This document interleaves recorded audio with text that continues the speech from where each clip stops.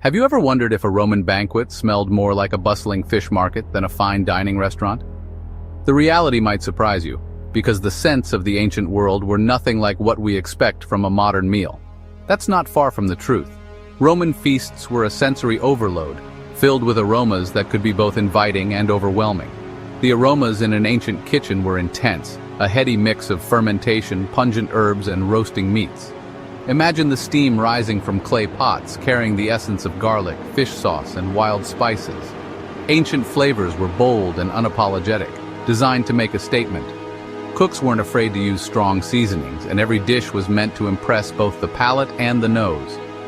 The air in a wealthy Roman's home during a feast was thick with exotic smells from across the empire, spices from India, dates from North Africa, and rare herbs from distant provinces. This sensory world was about more than food. It was status, medicine, and even a connection to the gods. Incense and fragrant oils mingled with the smells of the feast, creating an atmosphere of ritual and luxury. Picture an ancient marketplace, earthy grains, sharp olives, sweet dates, live animals, and a cloud of spices all mingling together. The air was alive with the chatter of vendors and the constant movement of people. The butcher's stall added the metallic scent of fresh meat, while spices like cinnamon and pepper filled the air. Every corner offered a new aroma, from fresh bread to pungent cheese. Without refrigeration, ancient people relied on salting, smoking, drying, and fermenting to preserve and flavor their food. These methods were essential for survival and shaped the flavors of every meal. These methods created deep, savory, and sometimes funky notes, far more intense than what we're used to today. The taste and smell of preserved foods were a daily part of Roman life. Strong flavors weren't just for pleasure. They were believed to balance the body's humors and maintain health. Food was medicine, and every ingredient had a purpose. Every bite was a dose of medicine, chosen for its effects as much as its taste. The Romans believed that what you ate could change your mood, your health, and even your fate. In the ancient world, flavor was power, health, and identity, a rich tapestry of scents and tastes that told the story of an empire. If there was one ingredient that truly defined ancient Rome, it was garum, a fermented fish sauce that found its way into nearly every dish, from the humblest meal to the grandest banquet. Garum was more than just a condiment. It was a symbol of Roman culinary ingenuity and a staple that crossed all social classes. This prized sauce was made by carefully layering small fish with salt, then letting them ferment under the hot Mediterranean sun for months. The process produced a pungent, fishy aroma that could be overwhelming, but the resulting liquid was treasured for its depth of flavor. Despite its strong smell, high-quality garum was sought after for its complex, savory umami taste, much like how we value Parmesan cheese or soy sauce today. It added a rich, mouth-watering depth to food that was hard to replicate with any other ingredient. Romans seasoned everything from vegetables and meats to even desserts with garum. The finest varieties were so precious, they were traded and gifted like expensive perfume, and sometimes reserved for the elite. Archaeologists have uncovered the remains of massive garum factories along the coast of Spain and North Africa, revealing just how central this sauce was to Roman cuisine, commerce, and daily life. These sites show the scale of production and the importance of garum in trade networks. The sticky residue found inside ancient amphorae confirms the widespread distribution of garum, with traces discovered in far-flung corners of the Roman Empire. Romans had a passion for strong, fermented flavors, not just in garum, but also in their cheeses and olives. These bold tastes were a hallmark of their food culture.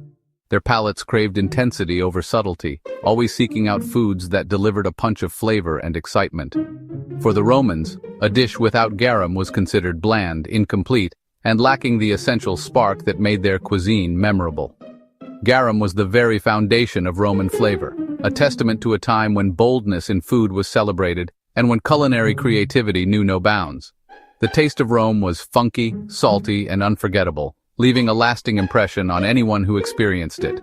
Their cuisine was built on daring flavors that still echo in some modern foods, reminding us that the Romans were true pioneers of taste. Long before Rome, Egypt's food culture thrived on bread and beer, so essential they were used as wages. These humble staples were the foundation of daily life, fueling workers who built the pyramids and sustaining families across the Nile Valley. Egyptian bread, made from emmer or barley, was dense, hearty, and often gritty from stone-ground flour. Each loaf was packed with nutrition, and its texture reflected the labor-intensive process of grinding grain by hand. The aroma of baking bread mingled with the sour tang of natural leavening, creating a nutty, tangy staple for every meal. Baking was a communal activity, with families gathering around clay ovens, sharing stories as the loaves rose and browned. Beer was brewed from barley bread or mashed grains, resulting in a thick, nutritious, slightly sour drink, more like a porridge than modern beer. It was cloudy, filling, and rich in vitamins, making it a vital source of sustenance. It was a daily staple, safer than river water and consumed by all ages. Even children drank this nourishing brew, which was often flavored with herbs or dates for added taste. For sweetness, Egyptians turned to honey and fruits. Honey was a prized treasure, harvested from wild bees and carefully stored in clay jars. Honey glazed meats, sweetened breads, and served as medicine, with flavors varying by region and season. It was believed to have healing properties and was offered to the gods in temples. Dates and figs, eaten fresh or dried, added rich, caramel-like sweetness to meals and desserts. These fruits were abundant along the Nile, and their natural sugars made them a favorite treat.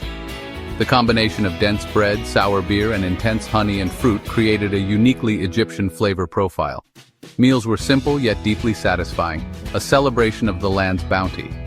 These staples were the backbone of daily life, from workers' rations to pharaoh's feasts. Whether in humble homes or grand palaces, bread and beer united all Egyptians at the table. Egyptian cuisine was earthy, nourishing, and sweetened by nature. Every meal was a reminder of the ingenuity and resourcefulness of its people. Their food tells a story of resourcefulness and flavor, echoing through history in every bite of bread, sip of beer, and taste of honeyed dreams. Ancient trade routes brought exotic spices, pepper, cinnamon, cloves, ginger from the east to Mediterranean kitchens. These spices were symbols of wealth and power, their aromas transforming elite cuisine. A Roman feast was perfumed with cinnamon, pepper, and cloves, a stark contrast to local herbs. Spices allowed chefs to create complex, layered flavors, often mixing sweet and savory in ways that surprise us today. Black pepper, imported from India, was the most coveted, used in everything from meats to desserts. Its sharp heat was a mark of luxury and global reach. Archaeological finds, like jars of ancient peppercorns, prove these were real ingredients, not just legends. The spice trade shaped the flavors and fortunes of the ancient world. Ancient diets were built on grains like emmer, einkorn, and barley, far more varied than today's wheat and rice. These grains had a nutty, rich flavor and dense texture, especially when ground by hand into coarse flour. Ancient breads and porridges were high in fiber and robust in taste, with the aroma of freshly ground grain filling the air. Porridge or pulse was a daily staple for Roman soldiers and the poor, often enriched with whatever was available, herbs, cheese, or meat. Wealthier families transformed simple grains into hearty stews. In Greece, roasted barley cakes called maza added a toasty, savory note to the diet. Ancient cooks were creative, turning humble grains into a variety of dishes. Their food was earthy, wholesome, and deeply satisfying. The taste of the earth was at the heart of every meal. In a world without refined sugar, honey was the king of sweeteners, prized for its flavor, medicinal value, and variety. Greek honey from Mount Hymettus, flavored by wild thyme, was especially sought after. The scent of ancient honey captured the essence of local flowers and seasons. Figs and dates, eaten fresh or dried, provided intense, jammy sweetness year-round. Grapes were boiled into defrutum, a thick syrup used to glaze meats and sweeten sauces, with a deep caramelized flavor. Some Roman cooks used lead pots to make syrup sweeter, unknowingly adding poison to their food. Desserts layered honey, dried fruit, and grape syrup for a symphony of natural sweetness. Ancient sweetness was complex, creative, and celebrated the bounty of nature.